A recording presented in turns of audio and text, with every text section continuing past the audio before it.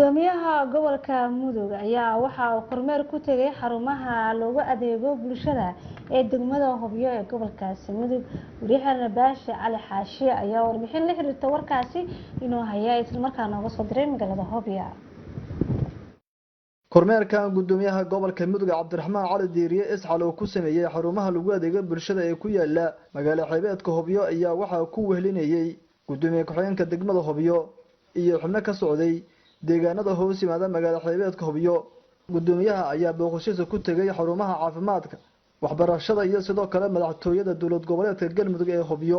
gudoomiyaha ku-xigeenka degmada Hobyo Maxamuud Cawaale ayaa gudoomiyaha gobolka Mudug faahfaahin ka siiyay xaaladaha guud. waxaan rabnaa runtii tuulooyin badan u dhawayaa jira oo baahiyada runtii ma la wada gaaro sidii Hobyo u haysato tuulooyinka ilaa hadda gudoomiyaha Bajaala nala jooga iyo rag kale oo far badan oo gudoomiyaasha tuulooyinka ay nagu soo boqdeen ayuu la rabo in maaragtay la gudbiyo degmada baaxadeeda oo degmooyinka ugu weyn runtii ilaa 48 tuulo ayaa hoos tagta oo dhamaantood qaarkood aad moodaysid inay magaalooyin weyn noqdeen oo Hobyoba. dhanka kale maamulka isbitaalka degmada Hobyo ayaa gudoomiyaha gobolka Mudug Cabdiraxmaan Cali Diiriye iyo mas'uuliyiintan hogaaminayay waxay uga warameen shaqada ay u hayaan bulshada Soomaaliyeed ee ku nool Hobyo.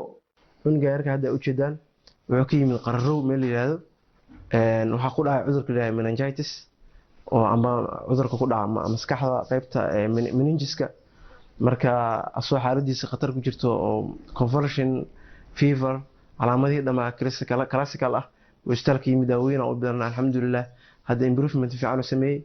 Cabdiraxmaan Cali Diiriye gudoomiyaha gobolka Mudug ayaa ku booriyay dhammaan ardayda inay xoojiyaan waxbarashadooda.